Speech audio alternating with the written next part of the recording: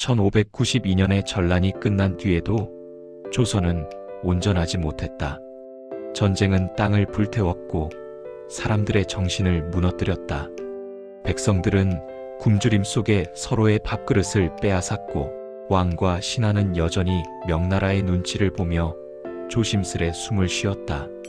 그러나 더 큰 재앙은 바로 그 눈치가 나라의 뿌리를 썩게 만들고 있었다.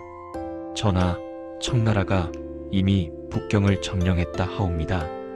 명은 이제 없습니다. 병조 판서의 보고에 인조는 숨을 삼켰다. 그렇다면 우리가 의지할 곳이 사라진 것이냐? 대신들은 속으로 서로의 얼굴을 훔쳐봤다. 누구도 먼저 입을 열지 않았다. 명나라가 사라졌다는 것은 곧 조선의 정신적 지주가 무너졌음을 뜻했다. 조선의 신하들은 세금을 거둘 때도, 관복을 입을 때도, 심지어 절을 할 때도 명나라의 신하임을 자랑스럽게 여겨왔다. 그러나 이제 그들이 섬기던 주인은 사라졌다. 그때 노쇠한 예조 판서가 떨리는 목소리로 말했다. 전하명은 사라졌으나 대명의리는 남아있습니다. 우리는 끝까지 명의 신하로 남아야 하옵니다. 그 말은 곧바로 조정의 표준이 되었다. 새로 일어난 청나라를 인정하지 않고 여전히 명의 은혜를 입은 백성이라 자처했다. 그러나 현실은 냉혹했다. 산 너머로는 청의 군대가 점점 남하하고 있었고 북방의 국경 마을에서는 이미 청의 군기가 휘날리고 있었다. 1636년 청군이 압록강을 건넜다. 그날 새벽 한양의 하늘은 붉었다. 전하, 그들이 광교까지 내려왔습니다. 모두 산성으로 피신하라. 인조는 남한산성으로 들어갔다. 눈보라가 몰아치는 산성 안에서 왕과 신하는 서로를 원망했다. 명을 섬기겠다고 외쳤던 그 입술들이 이제는 굶주림으로 파래졌다. 전하, 더는 버틸 수 없습니다. 백성들이 얼어 죽고 있습니다. 결국 인조는 항복했다. 청태종 앞에서 3번 절하고 9번 머리를 박았다. 그 순간 조선의 왕은 신하가 되었고 나라는 그날 이후로 스스로의 자존심을 묻어버렸다. 세월이 흘렀다. 조선은 청의 책봉체제 안에서 명목상 독립국으로 남았다. 그러나 그 독립은 이름뿐이었다. 왕위에 오르려면 청의 허락을 받아야 했고 사신이 북경으로 갈 때마다 수백 리길을 무릎 꿇듯 엎드려야 했다. 그런데도 조선의 학자들은 말했다.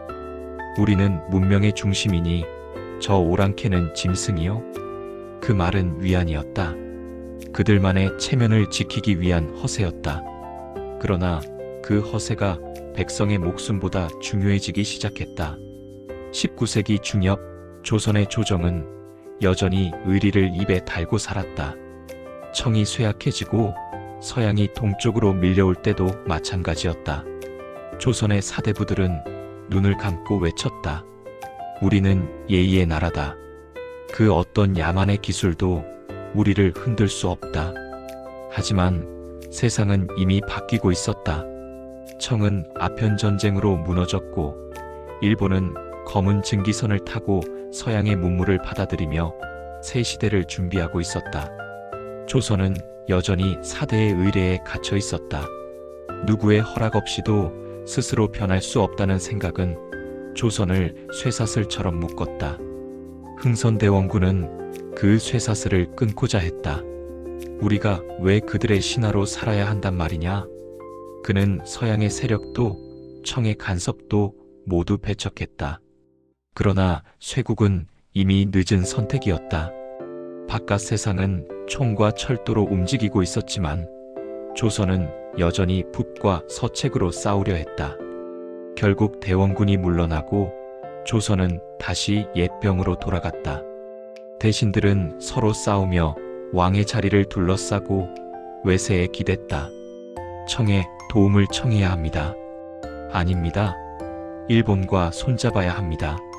조선의 조정은 외세의 발밑에서 살 길을 구걸하기 시작했다. 어느새 그들은 스스로의 나라를 협상 테이블에 올려놓고 있었다. 1894년 동학 농민군이 일어났다. 우리는 더 이상 굶어 죽지 않겠다. 그들은 새로운 하늘을 외쳤지만 조정은 두려워했다. 청나라와 일본이 동시에 조선에 군사를 보냈고 결국 조선은 전쟁터가 되었다. 청일 전쟁이 끝난 후 청은 패배했다. 조선은 형식상 독립을 얻었다. 그러나 그 독립은 또 다른 식민의 시작이었다. 전하, 이제 우리는 스스로의 힘으로 나라를 지켜야 합니다. 하지만 우리에게 군사도 자원도 백성의 믿음도 없지 않은가? 고종은 고개를 숙였다. 그는 황제라 불렸으나 실제로는 어떤 결정을 내릴 수도 없었다. 청이 떠난 자리에 일본이 들어왔고 조선의 관료들은 또다시 강한 자의 발밑을 기웃거렸다.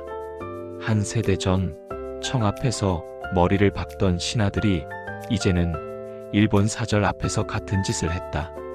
1910년 새벽 안개가 궁궐의 담장을 감쌌다. 조선의 마지막 왕이 조용히 붓을 들었다. 한일병합 조약. 먹물이 번지는 그 순간 500년의 조선이 종이 위에서 사라졌다. 궁궐의 문은 닫혔고 왕의 자리엔 총독이 앉았다. 그날 이후 사람들은 나라를 우리의 것이라 부르지 못했다. 청의 간섭에 길들여지고 명의 그늘 아래 자부심을 삼키며 살아온 오랜 세월. 조선은 외세의 손에 먹힌 것이 아니라 스스로를 갉아먹은 것이었다. 의리라는 이름의 족쇄, 체면이라는 독, 그리고 스스로 변화를 거부한 교만이 나라를 삼켰다. 마지막 남은 선비가 폐허가 된 서원 앞에서 일기를 썼다. 우리는 나라를 잃은 것이 아니다. 우리는 스스로를 잃었다. 그의 붓끝이 떨렸다. 눈 내리는 저녁, 그 글은 바람에 흩어져 사라졌다. 그러나 그 마지막 한 줄만은 긴 세월을 넘어 남았다. 나라가 무너지는 이유는 언제나 밖이 아니라 안에서 온다.